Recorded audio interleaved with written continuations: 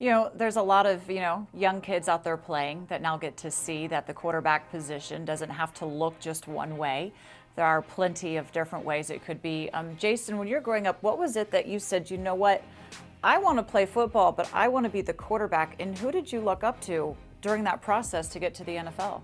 Yeah, for me, growing up in the country, I grew up in Mississippi. We started out playing yard ball. I always figured out if I could beat my brother and the older guys out in the yard, they'll hit you into a tree. It didn't matter. You was built to be tough. And so for me, my dad, he influenced me playing out in the yard. He used to always tell me about, Jerry Rice Doug know the quarterback that played that time at Valley State that was throwing the ball to Doug.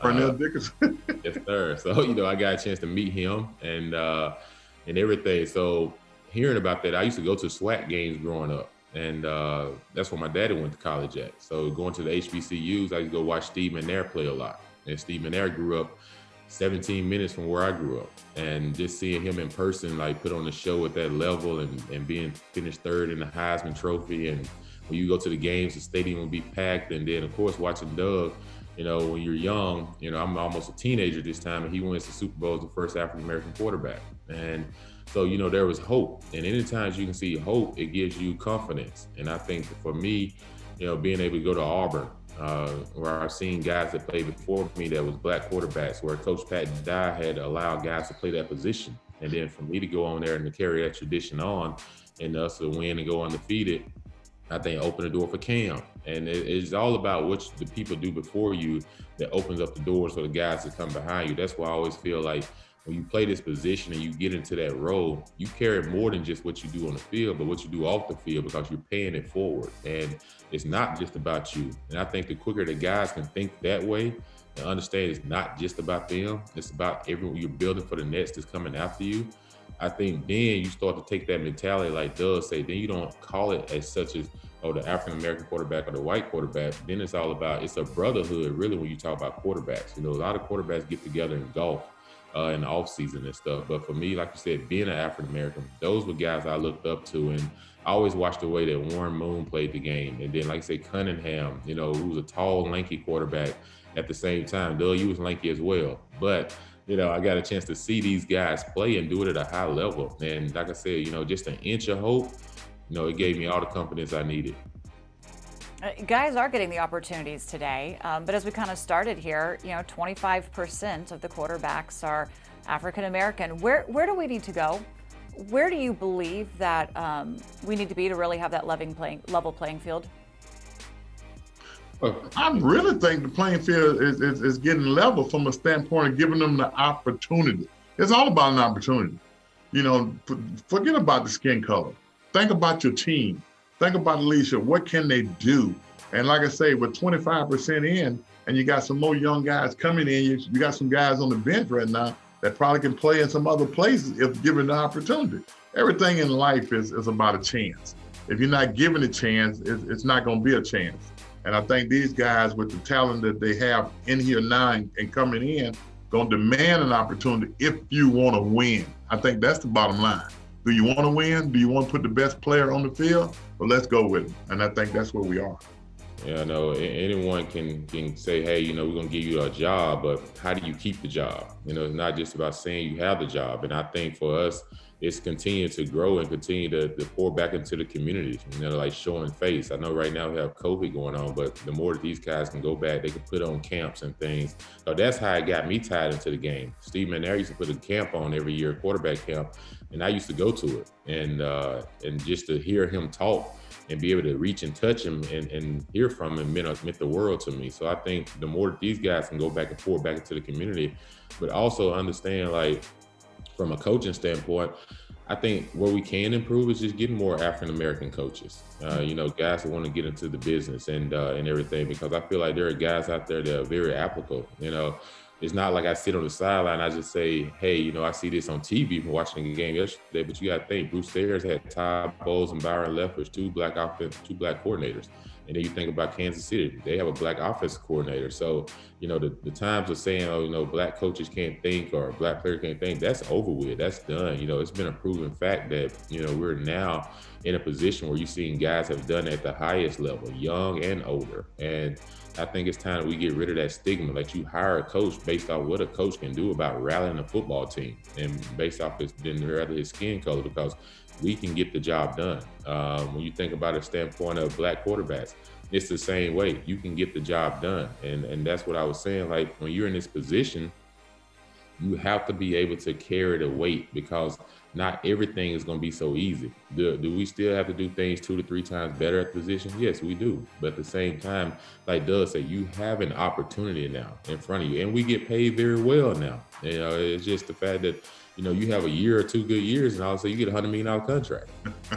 So it's not the old way where you had to play 5-6 years in order to get a good contract. Even then, you couldn't get the contract based off what the average. Now, if you just an average quarterback, you get $100 million. And so, from a standpoint like that, there is opportunity to change generational wealth. That's been the biggest part for African Americans in our community, is once one person make it, you still got so many people that you have to help and take care of, because we wasn't created that generational wealth before. And that's why I try to get young guys to understand now. Stop blowing your money just in clubs and different things. Start doing businesses, start doing real estate, start doing things to build generational wealth, so they can keep flowing down in our African American community, which makes us more educated, more smart about how we handle things. And I think that's the way that we can continue to grow. Over the last 4 hiring cycles, 27 coaching openings. 3 have been filled by a black man, a black coach. This past offseason, 7 head coach openings. What does the NFL need to do to be able to say, okay, you know what, there's a big discrepancy here. We have to address this. We have to fix it. Well, number one, I think we got to keep the blame off the NFL and put them on where it's supposed to be, and that's at the feet of the ownership. Because, you got 32 entities here, and all of them are owned individually. You just happen to have the commissioner who heads up the NFL. But I think the ownership got to say to themselves, you know what, this guy deserves an opportunity. It's all boils down to the owner, because no coach is hired unless the owner say, hire him. When I sit here and listen to Jason talk about Bruce Arians, his top 4 lieutenants, all 3 of his coordinators and assistant head coach are black, and they Super Bowl champion. Eric Bieniemy was on the other side that should have been a head coach last year, not only this past year. You got Jim Caldwell. You got Leslie Frazier. You got so many guys out there that deserve this opportunity that was just completely passed by. And I'm not going to sit here and say what really happened. I think we all know what happened. You pick who you think can lead. And let me tell you something. Like Jason said, we might be black, but we can lead. Give the guy an opportunity. You got 75% in that dressing room of minorities, the black kids down there.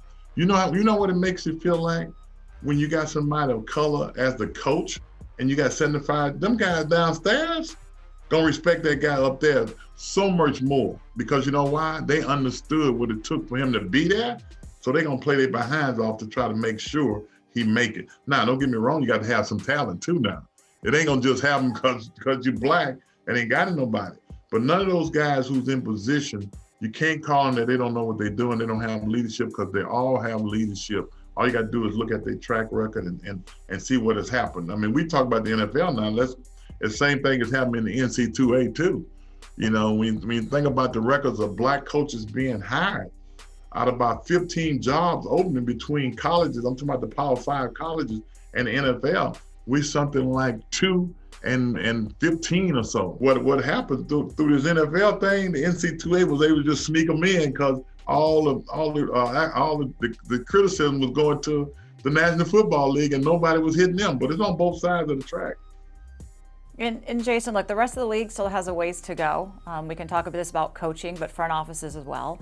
It's really not just the NFL. I think it's around society and a lot of businesses. But how do you believe race kind of like reflects that in the front offices, and how important it is to have that diversity? Yeah, it's important. Just think about what we went through in 2020. A lot of things we went through in 2020 was all about race. It pretty much started over in the summertime and then it ended at the Capitol. And it just so many things just got brought to light, which everybody thought that had been shedded to the side. It just came back out again. And it just goes to show you that you got to have strong leadership.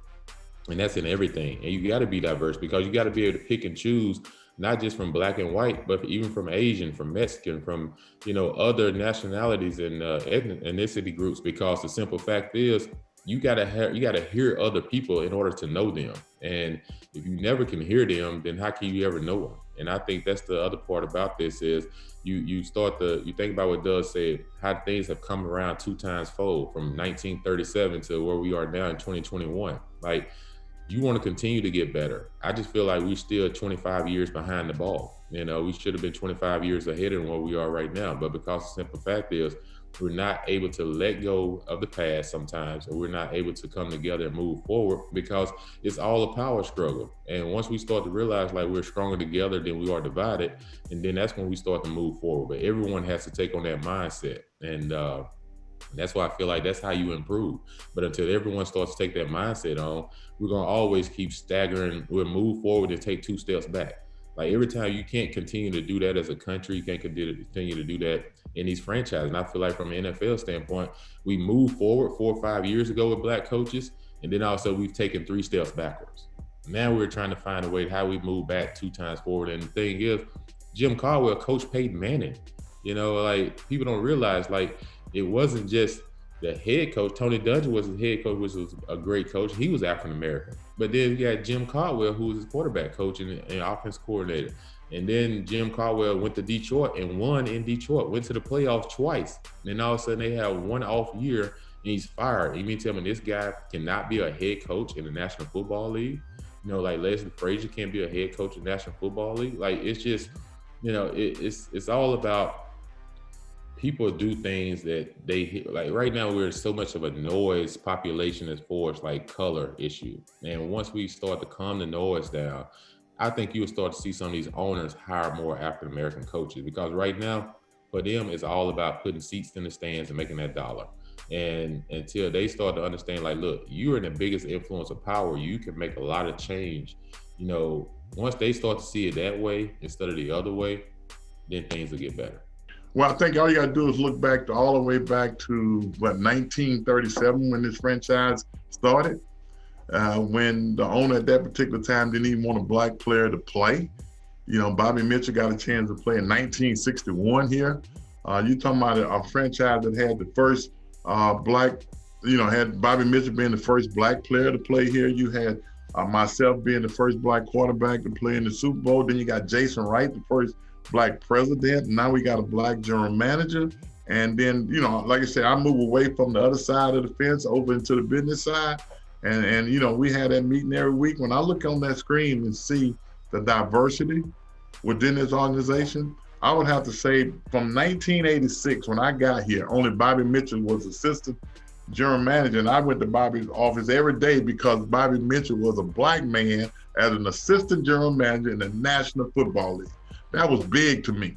And now I can look over this whole organization now and feel so much better, because you know why? No matter where you go, you see the diversity in somebody who looked like me in top position.